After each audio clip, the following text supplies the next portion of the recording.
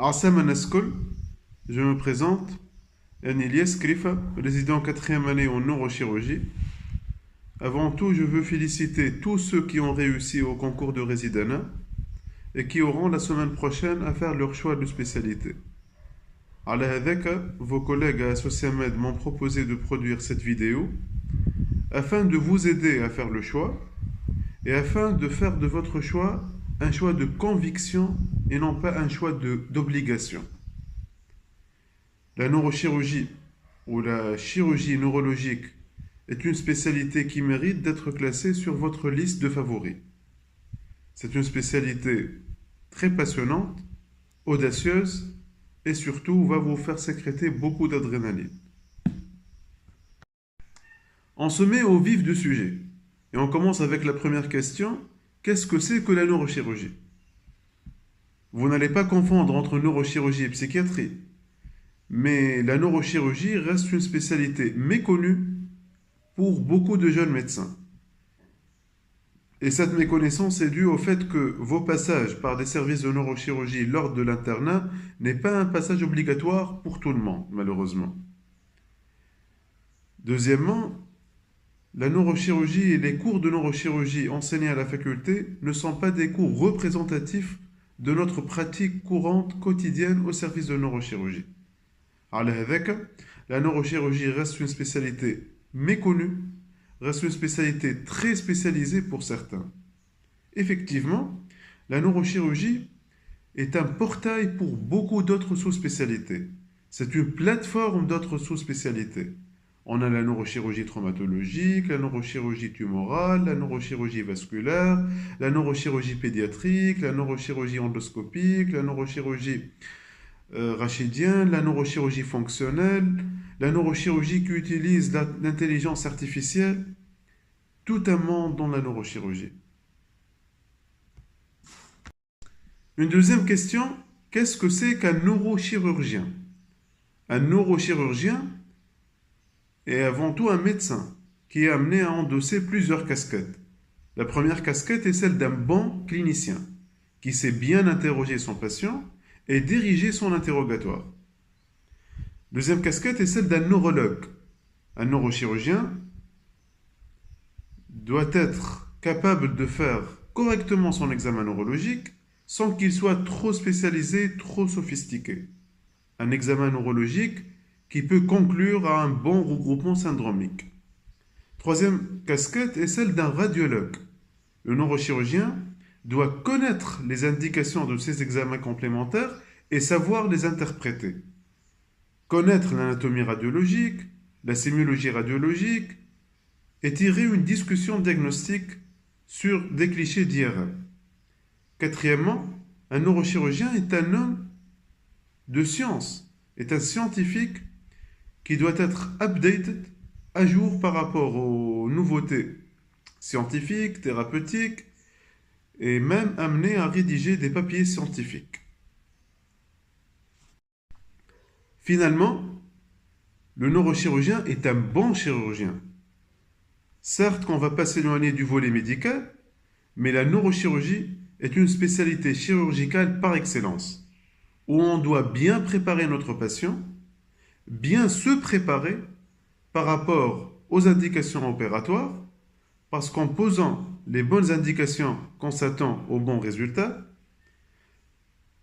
maîtriser sa voix d'abord et la préparer, le positionnement du patient, défiler et dérouler les différents temps opératoires à l'esprit avant de se mettre au champ opératoire, préparer son matériel, se faire entourer parfois par ses collègues d'autres spécialités parce qu'on travaille parfois en collaboration avec eux.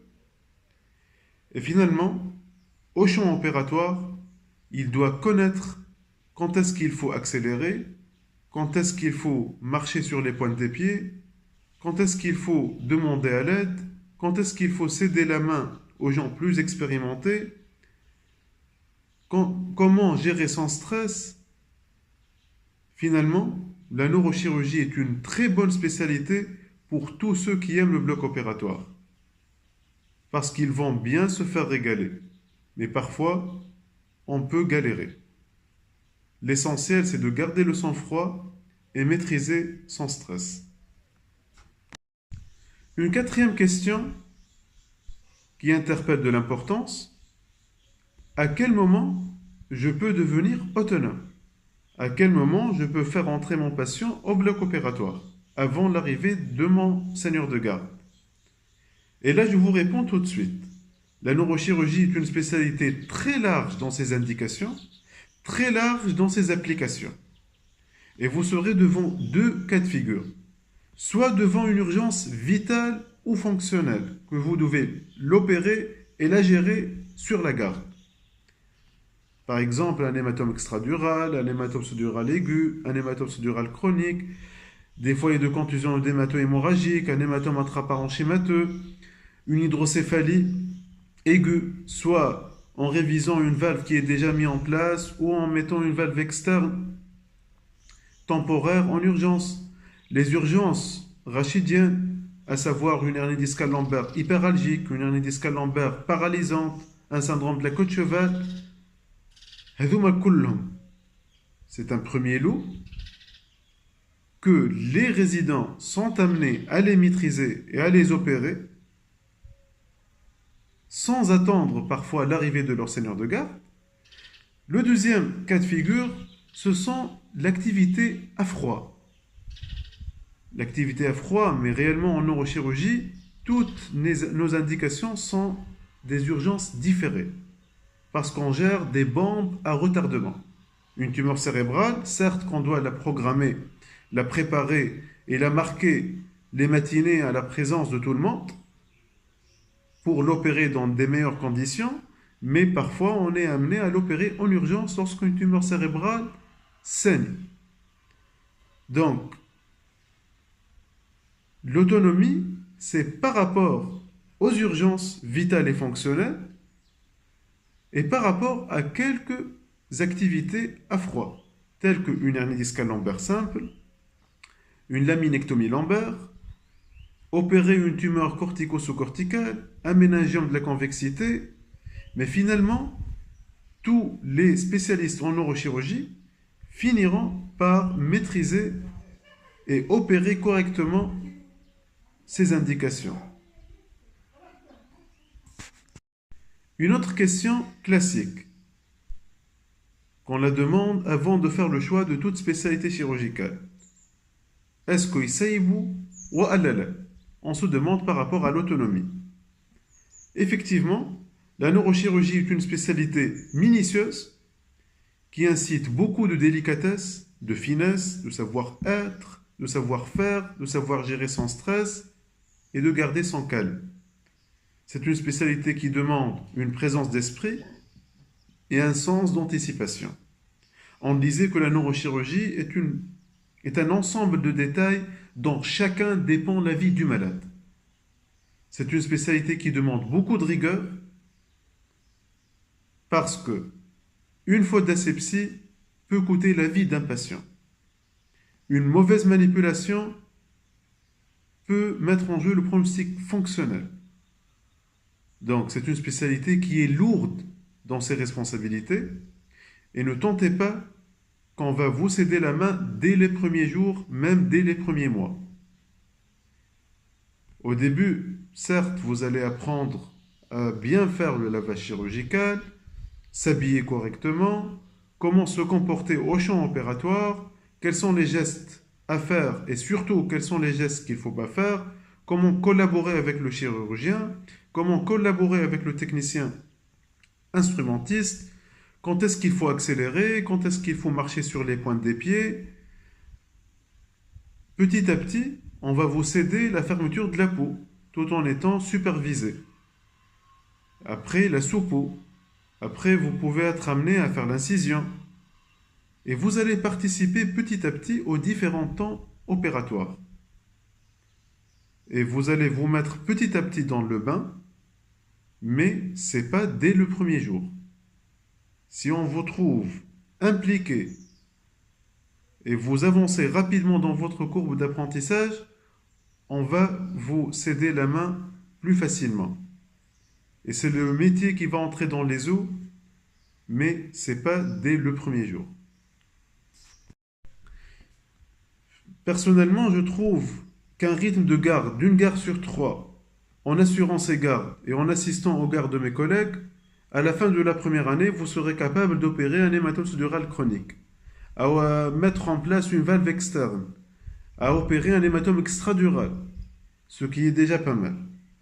À la fin de la deuxième année, en suivant le même rythme, ou dimanarki, ou en assurant ces gardes et en assistant aux gardes de mes collègues, rien qu'en observant, à la fin de la deuxième année, vous serez capable de... Vous aurez la main à opérer un volet décompressif. À la fin de la deuxième année, vous serez autonome dans tout ce qui est pathologie traumatologique. Troisième année, vous allez vous initier à la chirurgie rachidienne. Opérer une hernie discale lombaire, ou dimanarki, participer à opérer une hernie discale lombaire. Parce que vous ne serez jamais seul. Quatrième, cinquième année, vous allez vous initier et vous avez intérêt à vous inscrire et participer à opérer des tumeurs cérébrales. Un méningiome, une tumeur intraparenchymateuse et toujours narkiou, participer à opérer. Après, Meloul, on va vous céder 20% des temps opératoires. À la fin de la quatrième, cinquième année, vous aurez 80% ou 100% des temps opératoires, mais vous serez toujours assisté, contrôlé par un résident majeur ou par un seigneur. Une quatrième ou une cinquième question, quelles sont les pathologies qu'on prend en charge en neurochirurgie? Je pense que j'ai déjà répondu à cette question. La neurochirurgie, dans son large spectre d'intervention, vous aurez la neurochirurgie traumatologique, que je l'ai déjà détaillée, la neurochirurgie tumorale, la neurochirurgie vasculaire.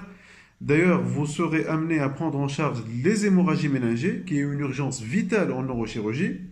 Le centre de référence pour prendre les hémorragies méningées du A jusqu'à Z avec le traitement endovasculaire, c'est l'Institut national de neurologie. C'est là où on a le seul service de radiologie interventionnelle qui font l'exclusion endovasculaire des anévrismes ou des malformations artério-veineuses qui auront saigné.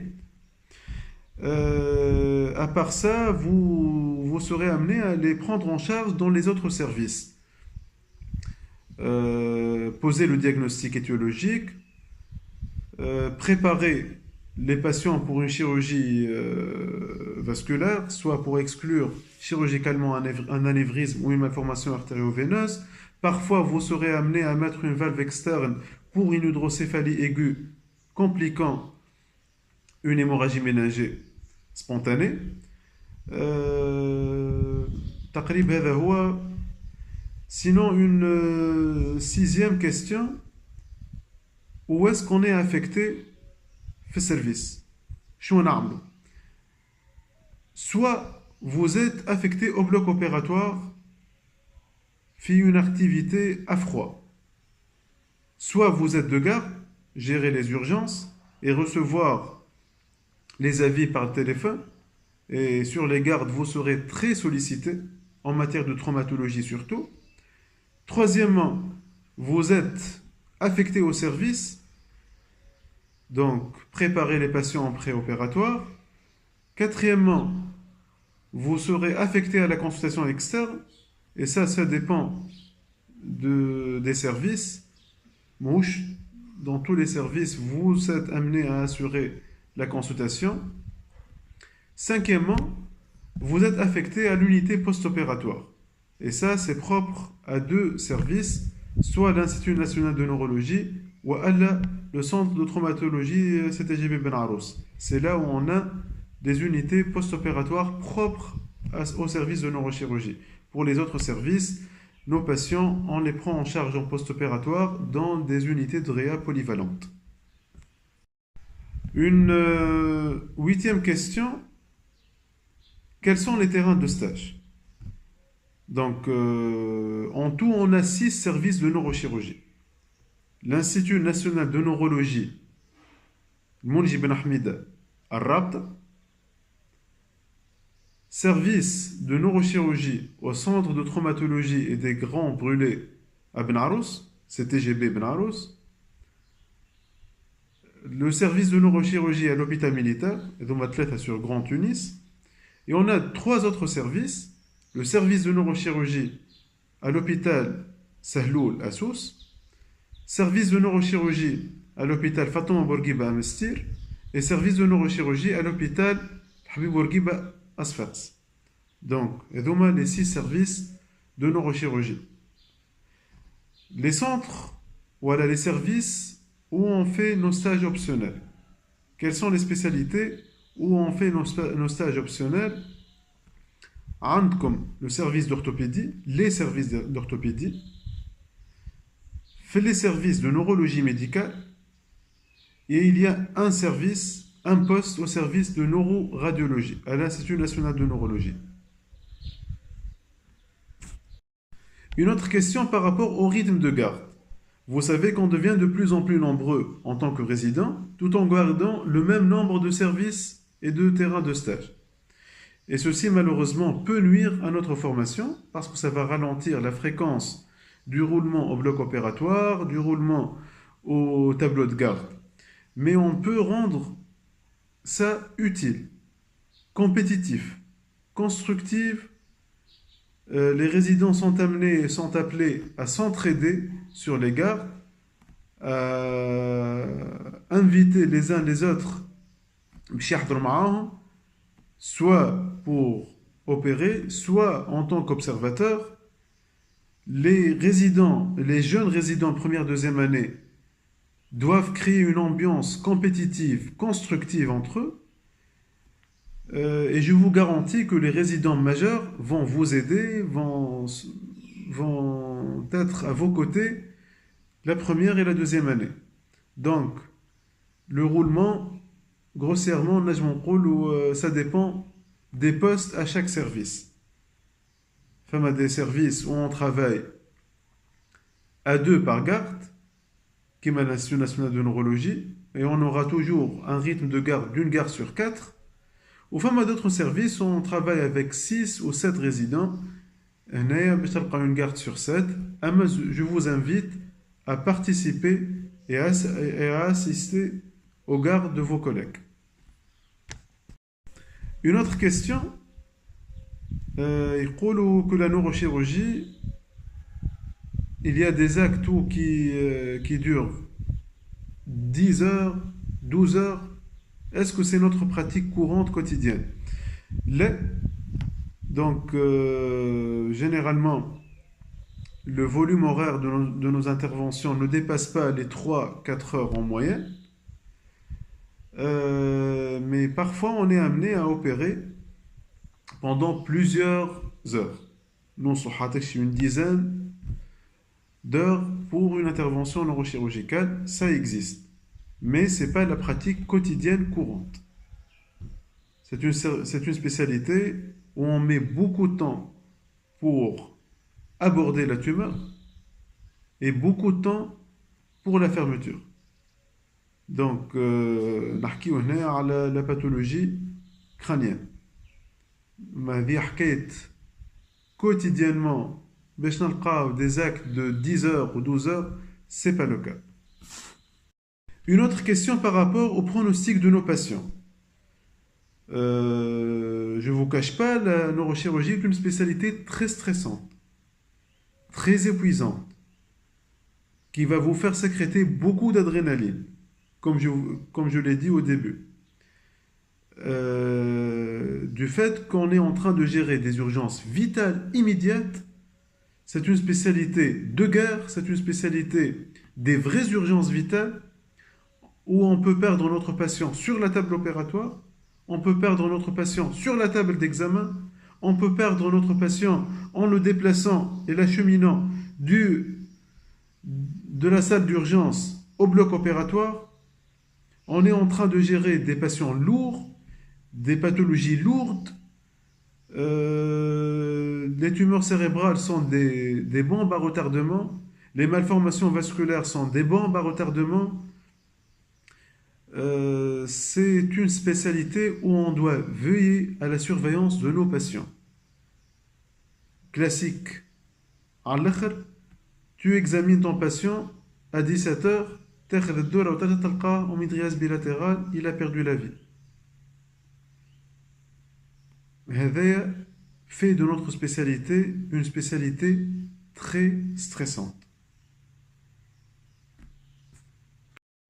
Mais en contrepartie, c'est une spécialité où on a de l'ambiance, qui va vous apprendre à emporter des défis, à sauver des vies. Et en sauvant des vies, ça va vous marquer toute la vie.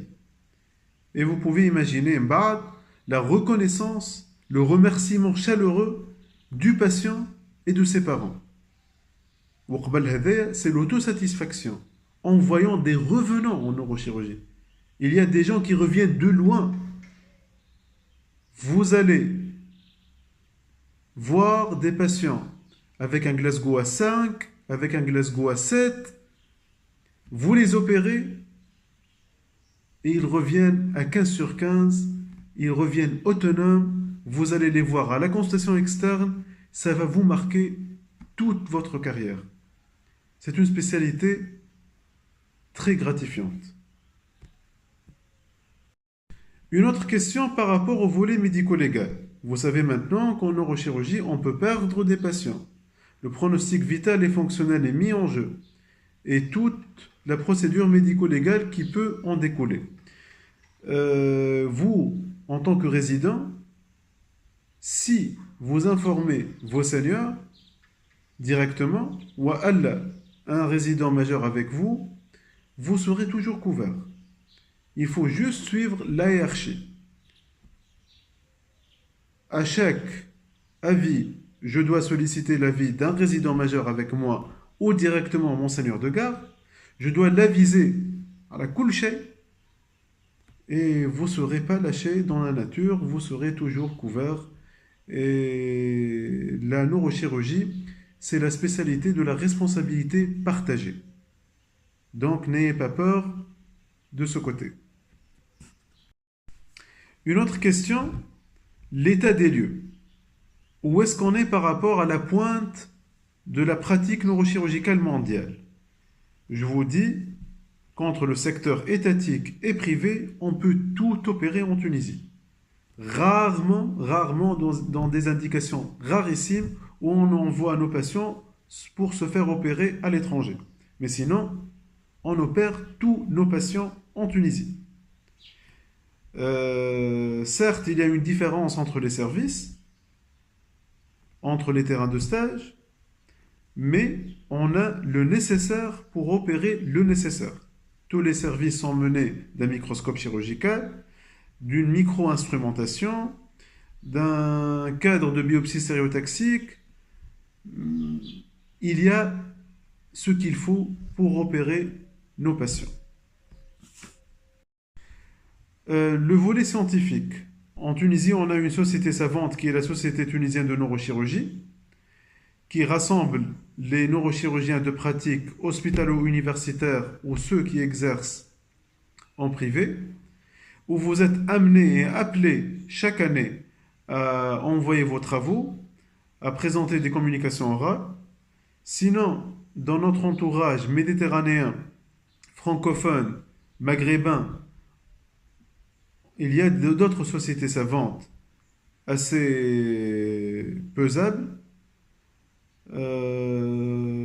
Essentiellement la Société française de neurochirurgie, la Société de neurochirurgie de langue française, sinon l'association, la fédération mère de neurochirurgie à l'échelle mondiale, c'est la WFNS, World Federation of Neurosurgery. Sinon, vous avez d'autres sociétés savantes partout dans le monde où vous pouvez publier, où vous pouvez avoir une mise à jour par rapport aux techniques chirurgicales, par rapport à toute la pathologie neurochirurgicale. Il y a des livres d'anatomie, des livres de sémiologie, des livres de neurologie et des livres de chirurgie, le français, l'anglais, en tout ce que vous voulez. Vous serez toujours accompagné, assisté auprès des jeunes résidents des jeunes assistants, des jeunes agrégés qui sont motivés pour vous former, pour vous soutenir lors de vos premiers passages et lors de vos premiers pas en spécialité. Une autre question classique, le cursus hospitalo-universitaire. Kiff les autres spécialités chirurgicales, la neurochirurgie est une spécialité qui se pratique en équipe. Vous devez apprendre à travailler en équipe. Vous devez apprendre la notion d'appartenance à une équipe, de s'intégrer, de s'impliquer dans une équipe. Vous allez travailler avec vos collègues résidents, avec vos seniors. Vous devez apprendre à travailler avec les techniciens du bloc opératoire, du post-opératoire. Donc, باش تعيشوا برشا وقت مع بعضكم في السيرفيس في البلوك. Donc, vous allez consacrer beaucoup de temps en travaillant ensemble. Donc, فكرة نخدم dans une équipe, c'est une idée primordiale dans notre spécialité. هذه notion الأولى. Notion الثانية, c'est pas à la fin de la 5e année que je vais terminer mon cursus d'apprentissage. À l'axe, c'est une longue courbe d'apprentissage. Notre vie professionnelle est une longue courbe d'apprentissage qui ne va pas s'arrêter à la fin de la 5e année. L'axe, elle va démarrer après la 5e année. C'est là où on va se perfectionner, on va fignoler nos fins, nos tacts. C'est là où on va être à la pointe de la technologie, à la pointe des nouveautés thérapeutiques, des techniques chirurgicales. نحكيو على l'assistanat, نحكيو على l'agrégation, نحكيو على le professorat. C'est une spécialité qui n'a pas encore dévoilé tous ses secrets. Donc c'est une spécialité très passionnante, très curieuse. Elle مازالتو باش تراو فيها برشا حاجات. مش كملت 5e année, c'est bon, je suis un neurochirurgien diplômé, je vais tout faire. لا مش صحيح. Vous allez apprendre, حتى وانت professeur, vous aurez quelque chose à apprendre. Comment gérer son stress, comment gérer les complications, poser les bonnes indications. هذا الكل ça s'apprend au fil des années. مش في 5 سنين ريزيدانا. هذه النقطة الثانية. النقطة الثالثة. باهي واضح لو كورسوس هوسبيتالو يونيفرسيتير حاجة لازمة ويلزمني نعملها. ما تيسرش اني ننجح في الاسيستانا. شنو اللي باش يصير؟ Je serai livré à moi-même. لا. كيف l'activité neurochirurgicale en ville, راهم les gens, ils collaborent entre eux. Ils s'entraident. Ils discutent les cas ensemble.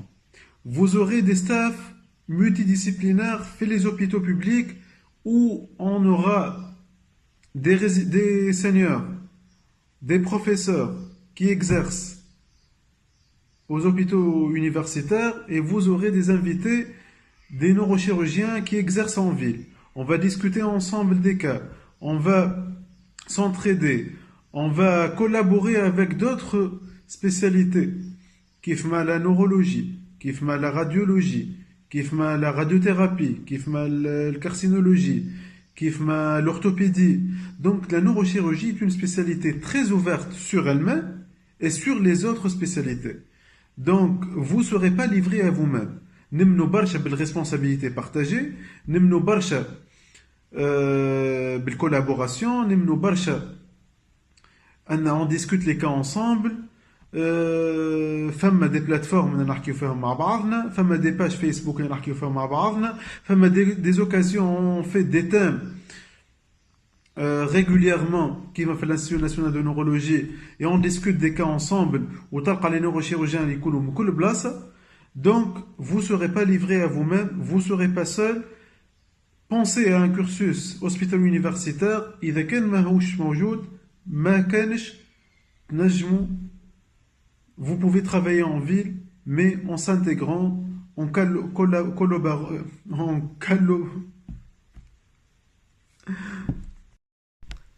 collaboration. C'est ça. On arrive maintenant à la question, le rêve à tous, partir à l'étranger. Est-ce que c'est une bonne spécialité pour partir à l'étranger, Wallah? Oui, la neurochirurgie, c'est une spécialité très demandée. On a beaucoup de neurochirurgiens qui sont en train d'exercer au pays du Golfe, en France, dans d'autres pays francophones. موجودين. هذه هي la première notion. Notion الثانية, le concours d'équivalence et nos chances de réussir au concours d'équivalence.